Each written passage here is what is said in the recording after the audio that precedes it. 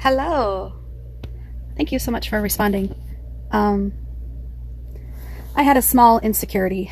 It was minor. It was not overt. It was not crippling by any sense of the word. It was really minor. But my insecurity was, I don't know, that you would judge me, or that you wouldn't understand, or that you would be worried for me in a not supportive way, but like, all right, now this girl's really going crazy. And it was such a minor insecurity that I had, that I had enough of other noodles to tell me to just calm that down. That's fine. And I like calling them noodles because, you know, the brain looks like a bunch of noodles, in my opinion. And you've got a lot of thoughts in the brain. I got a lot of thoughts in the brain. You mentioned in your last video that you could see that my mind was racing 1,000 miles a minute, or you gave it a quantity, but you're right. It is like on fire. My neurons are boom, boom, boom, boom. And they're like, I've never been so lit up in my head before. Like, I've never had an MRI of my head. I've had an MRI, but it was of my back. But I've never had an MRI of my head. And the MRIs, if I had an MRI before and if I had an MRI now, I guarantee that my neurons would be like firing, like fireworks. It would look like that. You can see the color changing from my disco lights on my face, but I kind of like it because it's definitely what's going on in my head. I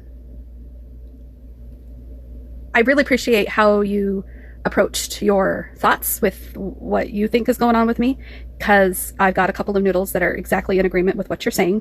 But if I might surprise you, I've actually come a lot further along in my finding out who I am than you might even realize where I'm at, which I'm really proud to share with you, because I am a lot further along than I was even just a month ago. As you know, April, not Aunt April, but the month of April really was a rocket of mass proportions that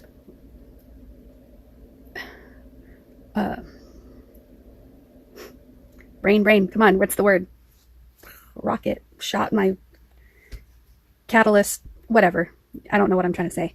But the month of April really helped me start my life in a exciting way that has yet to retract on itself. Now, what you mentioned about the back and forth and the ups and downs, and the some days are great and some days are not so great, I totally relate to that, because I've been working on myself for the better part of 6 years. And when I would have these breakthroughs and these aha moments and these eurekas, and I would feel like I've got my true self, or I feel like we've made such great progress, or I feel like Jim's really listening, there was always another boom.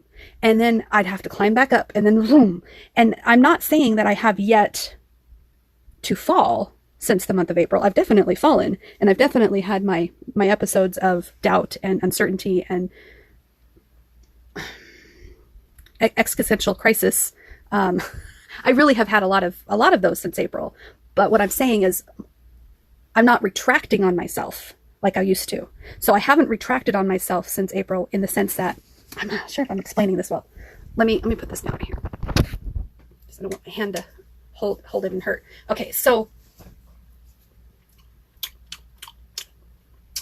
I do really well with emotional word pictures, analogies, and expressing myself visually, because I feel like that gets my point across. So when I say these visuals, I'm not saying I literally see it in my mind that way. I'm saying liken this to such and such, because if I give you the description that my brain is like a big bowl of spaghetti and they're all the same color, and I was trying to force the ones that weren't the same color to be the same color, and it didn't make sense why they didn't want to change. And then I'm like, why are you green? And why are you black? And why are you purple? What's going on with you? And that visual, for example, I've explained, has really helped me by writing what is going on with this purple noodle? What is really going on with this black noodle? Why do I feel inadequate? And why do I feel insufficient? I guess that's the same word. Why do I feel rejected? Why do I feel insecure? Why do I feel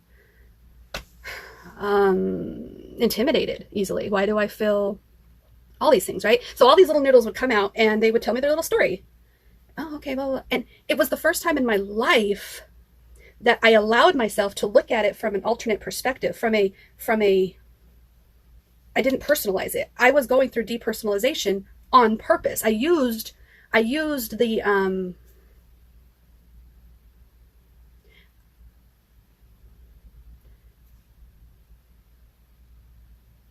this is going to sound bad, but it's exactly what I did, and I did it on purpose. Just like I created Kathy on purpose. It wasn't a split of personality that was uncontrollable and unbeknownst to me, and it wasn't like some Jekyll and Hyde thing that I didn't know was going on kind of thing. I purposely created Kathy for the sake of dealing with the stress that I felt I needed. I needed that for that. And I integrated who I thought I needed to be into who I thought other people wanted me to be. Same thing, I guess. Who? So exactly all the stuff that you said about who am I without this, and what are my core values? I love your core values. It was very helpful to see what you had there. It was very similar to what I've written down recently. Backtrack. Hold on. What was I thinking? I was talking about something. What was it? Okay, it's going to sound really bad. I intentionally tried to understand what's going on in my brain, and the further and further I researched, the more I understood that I didn't understand my identity. And I'll even show you my whole story. It's not like you need to know it, but I'm going to share it with you anyway. Sorry if this is loud. I guess this was not as a good idea as I thought. That was loud, sorry. Okay, so I don't remember when I ordered these. I think it was in the month of June or late May. I ordered these books, and I don't know if I talked to you about them or not. I can't remember who I've shared stuff with anymore. I don't talk to many people, but I do talk to myself quite a bit. I do still do video journaling. And anyways, this is Design Your Life. It's a workbook. I did share this with you because I talked to you about Spencer, and then the Design Your Life. So I was really trying to understand my identity. Now, while I was researching about identity and what makes someone question their identity and what is that turmoil they go through trying to figure out who they are if they aren't the identity of a mother or a wife or an employee or their career or their hobbies, who are they underneath? The core values like you were talking about. And all I kept arriving back to was that who I was conflicted. I was conflicted with everything. My main confliction was how I felt about Jim, because in 1 minute I can be extremely excited about sharing my life with a guy who wants to work on himself, who wants to allow me to live in his house, in a spare bedroom, paint his walls, go to sleep without him every night. Like, he didn't like that idea. He was 100% against the idea, but he supported it. And that to me just blows my mind, because that's not the Jim that I thought I was married to before I did it. That day that I moved in here, I knew that was the end of my marriage. I absolutely knew that there was no going back. There was no way he'd forgive me. There was no way he'd understand me. There was no way we would ever talk about any of this stuff. This was just going to be temporary until I could figure my crap out. And over time, since the month of April, all he has done was shown me time after time after time that he is not only supportive, but he is willing to learn more about me and shove less of him onto me. It's like this catastrophic collision that I could see coming, and instead of dodging it, I just shifted just a smidge, and I avoided the catastrophic collision, which would have been a divorce and putting my kids through 2 separate homes and all the tears and all the whys and why can't you make it work and why can't mommy and daddy love each other and all of that stuff, which I get is inevitable in a lot of cases. And in our case, it should have been where we should have gone several times. That it was a door we could have opened and we chose not to for whatever reason. And because I chose this room for my own mental health's sake, I lost my train of thought. So what's coming up for me? What's the noodle that's coming up for me right now? Because I have no idea what's going on. What was I talking about? Oh my gosh, this is driving me nuts. And this happens all the flipping time. We were talking about this room. We were talking about coming in here. Okay, so I'm coming in this room. I'm feeling a hell of a lot sorry for myself, especially because my mom painted half of the room, and then the day after she was supposed to come back and finish, but she chose to go and get drunk instead, and she'd been off the wagon, blah blah blah, and I'm feeling sorry for myself. And then that continued to go into the trauma. Now, if you ever research complex PTSD is a repetitive trauma that continues to show up, that continues to happen to somebody as a child or as an adult or whatever, and it's typically emotional or psychological, or it could be physical or sexual or something, but it's typically this repetitive name calling or repetitive abandonment or repetitive feeling invalid, constant belittling, or constant being around parents that are fighting all the time, or Complex PTSD. I don't know how much I've talked to you about this. Sorry if I'm repeating myself. So, I feel like I did talk to you about this. So, okay. Grandpa, and the way he has treated all his children, and the way he's treated his wives, probably created some sort of complex PTSD response in most of his children. When something is said about money, or when something is said about the fair, or when something is said about, I don't know, a child from a different state, whether it be the Utah children hearing about Idaho, or Idaho children hearing about Utah, there's probably this traumatic response that comes up, and it probably shows up in the form of anxiety, or stress, or avoidance, or anger, or outbursts, or feeling sorry for themselves, like April having her meltdowns and stuff like that. There's a common denominator when it comes to children who are not treated correctly. So correctly, of course, is a broad term, but very, very relative depending on who you are. But my mom not coming back and fulfilling a promise the day after my birthday to complete finishing this room triggered me to remember that I can't count on her, triggered me to remember that she's not reliable. She doesn't show up for me in a way that I think a mother should show up for their children, that she's abandoned me before. And as I'm digging and I paint this room anyway, I do it myself, I recognize that I need to heal myself. I need to stop looking outwardly at my husband as the problem, as my husband as the savior. I need to stop looking at my mom as this problem, or as my mom as the savior, or even as you as my savior, or grandpa as my savior. Oh, grandpa, I don't have a dad. Please be my father figure. All of this outwardly pedestal, please save me, I'm a victim, please, wasn't helping me, and it wasn't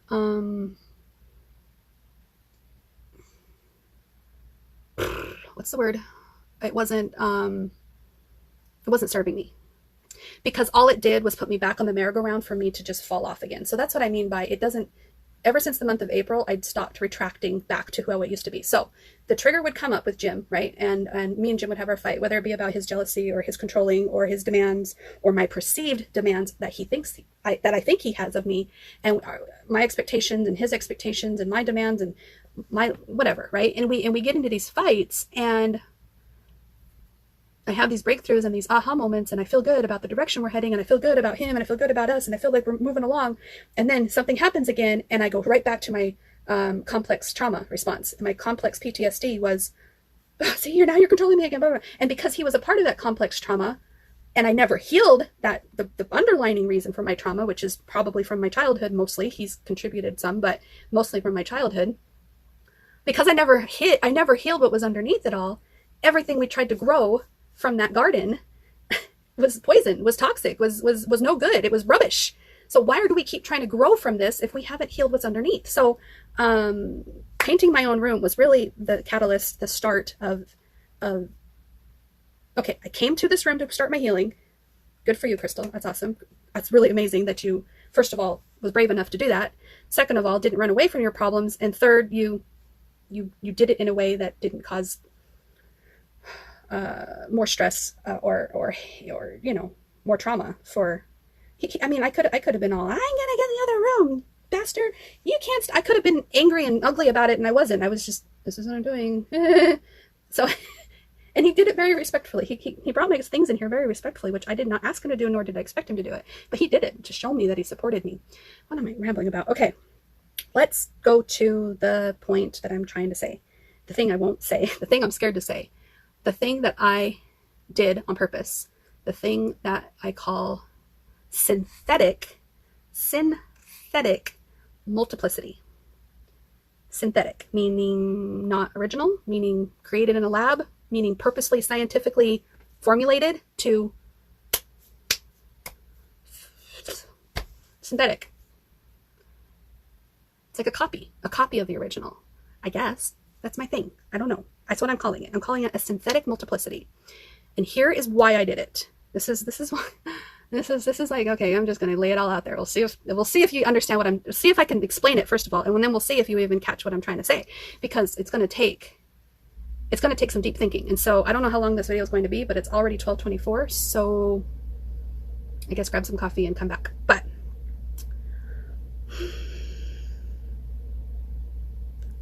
as I'm searching for identity related self-help books and self-help videos, self-help podcasts about identity, I kept coming up to the multiple personality disorder stuff. I kept coming across dissociative identity disorder, which is the new name for multiple personality disorder. And this has come up in my research before, and I've looked at it, I've played with it a little, and I've decided every time that, well, it was under my understanding that if you had multiple personality disorder, then other people would be able to tell you that you were different yesterday and that wasn't you, and you're not the same, and don't you remember? And it's not what it's not what it looks like in Hollywood. They don't really portray it correctly. But what I was experiencing wasn't that description. It wasn't the amnesia. It wasn't the different personalities. I don't come on here every other Marco Polo and go, "Hi, Aunt Di, my name's Fiona, and I just wanted to show you what I'm doing today," and be completely different.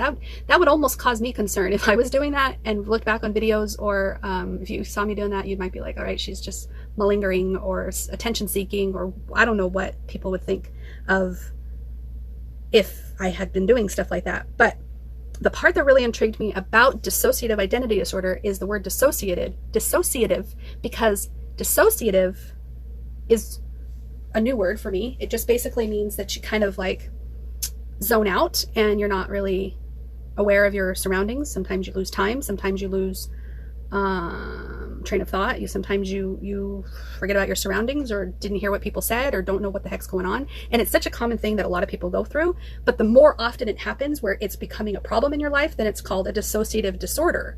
So I've been experiencing dissociative things for all my life. It's not new or different, but it was definitely becoming an issue since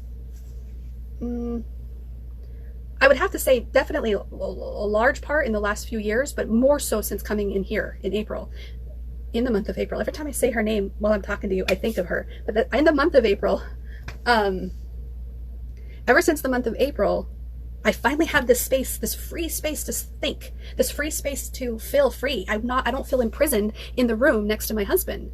I don't feel, sleeping next to him. I had to be very careful on what websites I was going to, on how often I get on Facebook and scroll, if I'm scrolling too long, or if I'm looking at something he doesn't approve of. I was very tense and very shut off, and that mask was like super glued to my face. Like I could not remove it even if I tried, because if I tried to remove it, he'd give me a reaction, and I'd, no, I'm not going to show you anything that's true about me, because I know you're not going to approve of me. I know that you're going to reject me. I know that you're not going to like me. I know that I'm going to be upset because you don't like me. If you're not okay, then I'm not okay. So that mask was so freaking super glued that I didn't get a chance to ever relax. So now that I'm relaxing, since being in here, since the month of April, I am just like, wow. That's why I couldn't sleep forever. That's why I'd be sleeping in and miss work, because I'm totally like I'm enjoying my freedom to think. I'm enjoying my freedom to take a breath. Okay, I keep avoiding the freaking topic. What is it then? What is it? Think. What were you gonna say? Oh, stop pretending like you don't know. Okay, hold on. Okay, so I watched a few people's videos about dissociative identity disorder and how they were struggling with their identity and they were also dissociating. And so when they go to the doctor and the doctor says, yep, you have dissociative identity disorder, you need to go internally and go talk to the different parts of you that is causing you to disassociate. And I'm like, different parts of me. I understand that. I understand that there's two parts of me, one that wants to stay with Jim and one that wants to leave Jim. I understand that there's different parts of me about taking a trip to Vegas, one that wants to go, one that has absolutely no interest in going because I'm so fearful of what would happen if I tried to go. I got different parts of me about my feelings towards my siblings. I got different parts of me about my feelings towards my mom. I got different parts of me. And I think this is normal for everybody. But the part that makes it a disorder is if your two parts disagree with each other so much that you can't function, that you're isolating yourself and you're not going anywhere, that you're not communicating to people because you don't know which part of you is going to communicate. You're going to have word vomit and you're going to say things you don't mean and do things you don't want to do, and you're going to be upset with yourself. So this identity part of not knowing who I was, I related to them. I related to them so much. So I did a technique that they suggested, and I basically created the separation of noodles, like I've talked about. I took this was my own analogy, my own visualization. I was the mayor, Kathy, the mayor, in front of the room of all these thoughts, and said, all right, I retire. We're putting the Kathy mask down. I recognize that what I've done to you guys by not allowing yourself to speak, not allowing me to hear what you have to say, I've really cut myself off from the world. I've cut myself off of figuring out who I am. So this is my visualization. This is my synthetic way of creating multiplicity. I looked around the room, figuratively, and said, I am not going to control this. I'm going to allow whatever comes up to come up. If it's traumatic, we're going to deal with it. We're going to talk about it. We're going to heal it. We're going to make you feel better about it. There's no wrong things to say here. I'm not going to shame myself. I'm not going to judge myself. I'm not going to hate myself. I'm not going to toss those ideas in the trash and say those aren't any good because Jim's not going to be okay with it. I didn't care what Jim thought about any of my noodles. My end goal, and I think I told you about this when I first started the room thing, was not to end up with Jim. If my end goal is to end up with Jim, then I know my brain, it will do whatever it can do to end up with Jim in the end. And that means being false with myself. That means not speaking my truth. That means fitting into a mold that I think he wants me to be. And I knew from all those other years and trauma of experience that that's not what this room is about. That's not what this space that I want to have for my head to think is about. So I allowed myself to be free. I was a mayor who did the filibuster, and I wouldn't shut up. And every time anybody raised their hand, I just ignored them. Or maybe I would have some really frustrated noodle from time to time come up and push me off of the podium. And that noodle would speak and say terrible, terrible things to Jim. Lash out at the kids or melt down at work. I would cry underneath a desk. Like, when you bottle your feelings up for so long, noodles are going to come out, regardless if you have a disorder or not. You can't bottle your stuff up. Otherwise, things become disorders, right? So as a child, I was told, maybe I wasn't, maybe to me, I was told that I don't matter. I'm not valued unless the things I say and the things I do are in alignment with what the grown-ups wanted.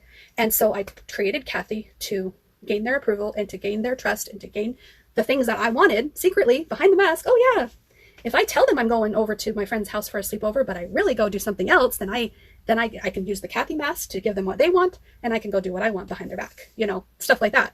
It's like so common for a lot of teenagers to be sneaky and stuff, but I took it to a whole new level and not only deceived everybody else, but I was deceiving myself. I wouldn't listen to the other thoughts. I didn't use the Kathy mask to be honest with myself.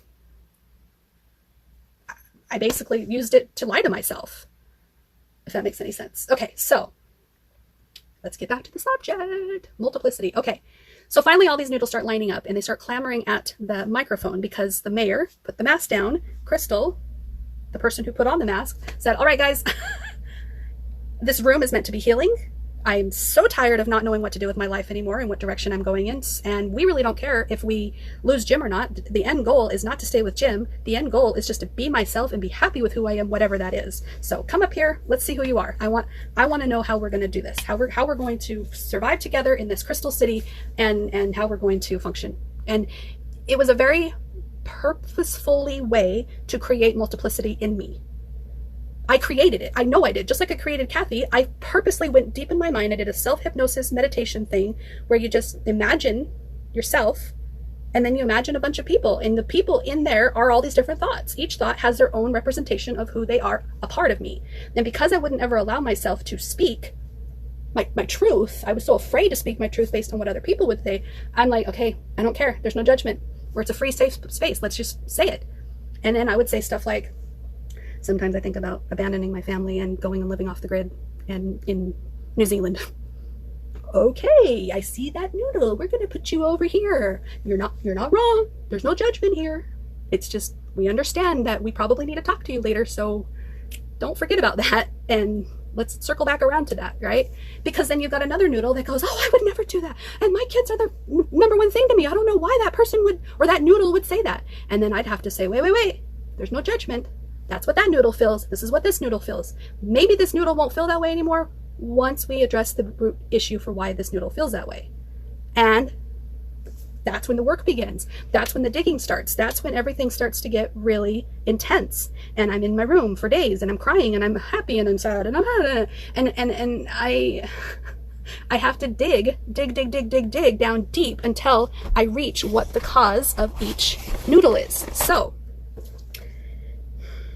the thing I have been stalling to say is that I identify myself as plural. I am identifying myself as multiple.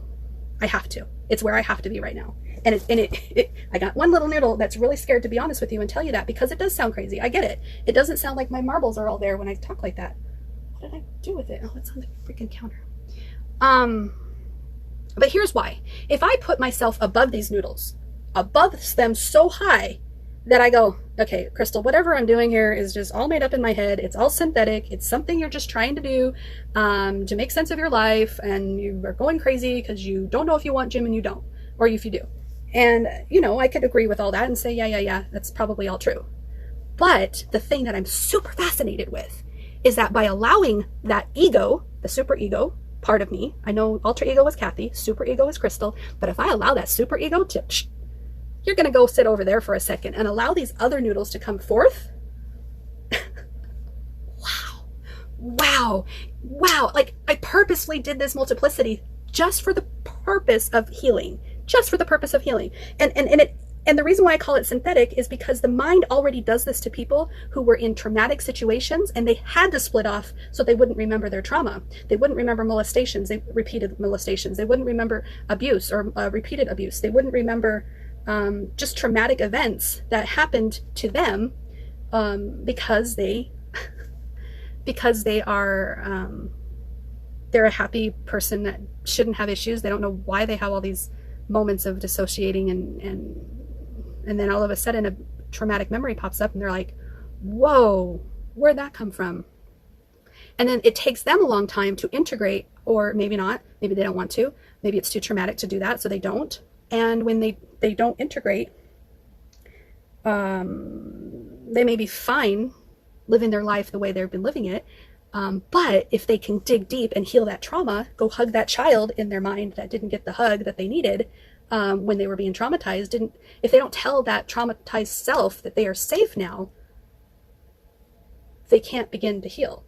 They can't begin to integrate. They can't begin to live a normal life. So I am very aware of the thing that other people go through is very different than how I came to terms with my noodles. And I don't want to invalidate them and say that they are fake or that they are made up. I don't even like using the word synthetic because it almost implies that I'm creating these noodles on purpose. And I'm not creating the noodles on purpose. That's the one genuine thing that I've made sure that any little noodle that comes up for me, I'm honoring it. I'm giving it validation. I am listening to it. I am digging down deep to find out how old was I when this happened? What happened? What's the fear that comes from it? What does that little noodle need in order to heal? And I'm not even anywhere close to healing all those noodles, but now I've identified them. I've gone so far into this. This is why I've been desperate to talk to someone about it. I've gone so far into this that I have come up with 16 noodles, 16 specifically, 17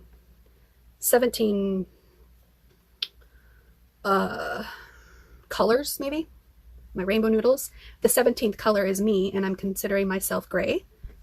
I'm the gray bowl that holds the noodles. That's me. So I'm the gray bowl that holds the noodles. I'm the gray crystal city that needs a lot of color, that I've not allowed the color to come in, like Wizard of Oz, black and white moves to color. Like, I love these visuals.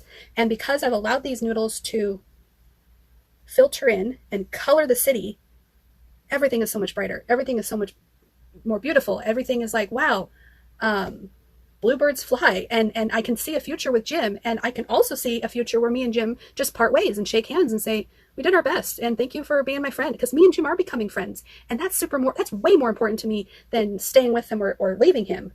I get to actually just communicate to him. And I've never been able to do that before. And it's just super exciting because it's not regressing. It's not retracting. It's not me making all this progress and then going, what's going on? It's falling apart, because I'm not looking outward for him to fix anything. I'm fixing me. I'm healing me. I'm doing me my way, as crazy as it is. And He just gets to participate or not. And when he doesn't want to participate, that triggers something in me, and that noodle wants to come out and express it. And another noodle wants to take control and demand him. And another noodle wants to say, stop it, stop it. He needs his own space too, and you can't demand it. And I'm like, guys, stop. And I have to go through that, and I have to work through that, and I have to talk to each noodle and make sense of it. And then I got to apologize to Jim and say, sorry, dude, I don't know what just happened. Like, and he's like, I get it. You're still trying to work things out. And I go, okay. So then this morning I came to him and I said, I'm feeling so much better and I'm feeling so much happier. I finally figured it out. I got them all. Okay. So yeah. And he's like, okay. And I said, okay, so, do you have a minute? And I think we spent 2 or 3 hours just talking strictly about my noodles, where each trauma comes from, what age I was when it happened, who I think this trauma, where I'm holding it. Like Rosanna and the way she treated me is very similar to the way I feel like my mother-in-law is treating me right now. And so my responses to my mother-in-law are very much stemmed from the way Rosanna treated me. And so if I can heal that part of me that didn't get what it needed when Rosanna was in my life as a child, as maybe I can heal my relationship with my mother-in-law. But because I feel so much hate and rejection from Rosanna, I'm feeling that same thing from my mother-in-law, but my logic knows that she's not given that to me like my stepmom is. Now let me also explain something else to you that is really shocking to me, probably even shameful. Because my father and my husband were so much alike, and I treated my husband like a father figure, you know, obeying and listening and being good and giving him the Kathy and all that stuff. Now that I've like let go of all that, and I say Kathy's retired is how I say it. What? It's because I'm ashamed. That's why I don't want to say it. It's like, block. We're just going to delete that. I have no idea what I was about to say. I know it had something to do with my father. Come on, what's that train of thought? What's that noodle? Why are you hiding that noodle from me? What am I ashamed of? Oh, okay. If I take a look at the way I have been describing my husband all these years to my family, like you or my friends, if I take a hard look at how I've described him, there may be some truths in how I'm describing it, because it's my truth, right? It's my truth. It's my noodle speaking out.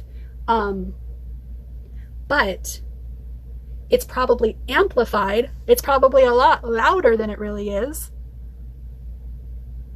because those noodles are already sensitive because of my father, or because of Rosanna, or because of my mom, or because of the bullies at school, or because of whatever. Like anything that I'm holding super close to me as feeling unworthy. As soon as Jim does something similar, it goes, why are you doing? Like I explode on him, and he's like, whoa, all I asked you is if you wanted a Coke. And I'm like, oh, like, I don't want to invalidate anything that I've said about Jim, because there is things that Jim could improve on. And I'm not saying that he's this great guy that I have been villainizing all these years. He would say that, but I wouldn't say that. There's a lot of crap that he's done that I don't think he should have done. There's a lot of things he's said and things that he's controlled that I think he's got some controlling issues. But is it as abusive as I'm making it out to be? The jury's still out on that one. My mom would say yes, but I think she's viewing it from her lenses of her own trauma. And I've talked to you, but you haven't really witnessed, so I can't really ask you to give me a fair assessment, because like you said, there's two sides to every story, and you don't know Jim's side. That's fair, right? I don't expect people who don't know Jim's side to be able to give a fair assessment of what's really going on. Like an outsider's perspective might say it something as, oh yeah, this girl's got some daddy issues and he has some jealousy controlling issues, and yeah, they can't make this work. And that's a fair assessment, because that's pretty much what it is. But the way I flip and the switch and the ups and the downs and the split of the grass, and it's like grass is always greener. Oh, I need to leave him. I need to stay. I need to work this out with him. No, I need to go be single. I've got all kinds of different noodles in there that want different things, and I guess it's just a matter of testing the different things and seeing which one am I without the trauma. which noodle, and I don't even think I'm going to be one noodle. I think I'm going to be a rainbow of noodles that can all work together to be one cohesive crystal. That's the goal. I really want all the rainbow noodles to learn how to function in little crystal city, in the crystal bowl of spaghetti. I really want everyone to twist on the fork and be together, not separate their lives. Like, okay, well, I'm going to go be this person for a week and go to Vegas and I'll be back, guys, bye. You know, like, I don't want to test each one out in their own individual ways. I want to test who I am cohesively together. But I can't even do that until I start working through the traumas. So that's why I'm super excited, is because I have started to identify, I'm becoming aware, I've worked through the traumas, and yeah, I would say that I identify as someone with plural identities right now. And I hope that I can be nice, compact, and yeah, I'd have to identify that way right now, because if I try to say that I'm just one right now, then I'm not giving my other noodles a fair chance to speak. And I need to get them all out. I need to get them out. I need to talk to them all. I need to heal them all, at least the best I can, and let my inner self know that I'm not going to lie for them anymore. I'm not going to pretend like they're not there anymore. I'm not going to ignore them anymore. And it feels really good to be able to say all this out loud. So thank you for being someone that I can talk to. I do have a big fear that you're not going to agree with me, that you're going to judge me, that you're going to be worried for me in a wow, she's losing her mind kind of way. And all of that is very valid if you've got noodles that think that too. But the mind is a beautiful thing and can do a lot of things. And I knew that if I didn't heal my trauma, I would go back to him out of default, out of fear that I can't handle life without him, stuff like that. So I need to heal these, because I don't want to go back to him unless I get to be me, unless I get to speak my truth. That was loud. I don't want to go back to my husband unless I get to be who I am and he gets to accept me for who I am. And I want to accept him for who he is and whatever path he's on. I don't require him to be 100% healed for me to accept him, but I will not allow him to treat me the way I fear he is treated me, because he's done so much better. But yeah. Oh, that was the last thing I was going to say. You mentioned about trust and how that brain could be going crazy right before a divorce or right after a divorce, because you're like, can I ever trust this person again? I don't think I can. Even when you're trying to, and they're making all these changes and these improvements, I'm right there with you. I don't know if I can trust him to be someone that I'm safe with. I don't know, because he has proven to me time and time again that I'm not safe with him emotionally. So I don't trust him 100%. And the circumstances of when I can trust him have to be so perfectly aligned and magical, and he has to be willing and all that stuff. But that's part of communication that we are starting to work towards and strive for, that I am very, very excited to do that. And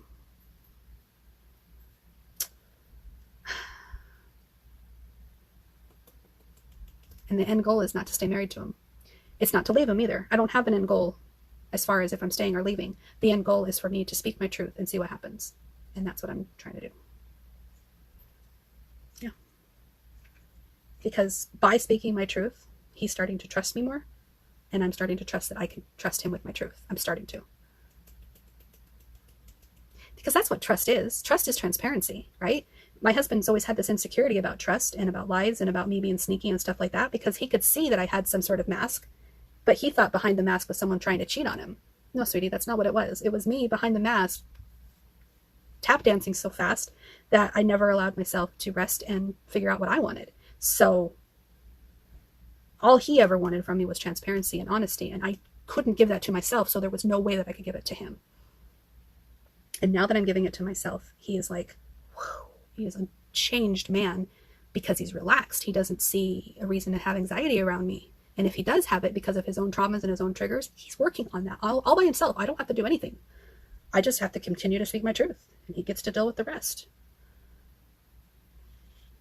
It's not been easy. It's still not easy. I'm not pretending that it's easy. But I'm just in an excited mood right now, because I was able to identify the 16 colors, 16 spaghetti noodles, rainbow noodles. And I'm still learning, and I'm still trying to figure it out. So yeah, thank you for, again, being someone that I can talk to, and thank you for all the support you've given me. It feels like we've spoken for at least a year, doesn't it? But it's only been 7 months or so. And yeah, I notice my circle is getting smaller and smaller of people who I can trust, and I think that's good. because I had such a large circle of people that I was sharing with every single day. And then when I deleted all my Facebook friends, which was such a big deal to me, I can't believe it was such a big deal, but it was my identity. It was who I thought I was who everybody expected me to be. So that was probably the catalyst. That happened in March. So anyways, I deleted all the Facebook friends, and that got smaller. And then I only had my Marco Polo people, and I probably had 5 or 6 people that I was speaking to on Marco Polo, but even that's gotten smaller. And as things are getting smaller, I don't have a whole lot of people I could talk to about this that would understand it and get it and listen and be open-minded and talk to me back about it. So yeah, I can't even talk this long to Jim about it. He checks out. He gets antsy, he gets irritated, like I'm taking up too much of his time. So I recognize that you've probably stopped and started this video several times because of how long it is. It's not, and he's probably one of the biggest reasons why I feel like I'm always taking up your time, is because I do feel like a burden to him. I felt like a burden to Rosanna. I felt like a burden to my mom. That word burden, I felt like a burden for a lot of my life. So it's definitely a triggering noodle that comes up quite a bit. I'm gonna go to bed now. It is 12:59, so I don't know how long I was talking for. A little over a half an hour, maybe 45 minutes. I still have my notes that I want to read to you, but if you have other videos you're going to send, I'll add to my notes, or maybe we can just talk about this subject right now. I need to get to bed because I got to go to work in the morning. I'm actually physically going into the office tomorrow. I've been going on Mondays only lately, so I still got so much to tell you about the trip too. But that's not here or there anymore because I'm dealing with this right now. We're living in the now. Anyway, I'll talk to you later. Love you, bye.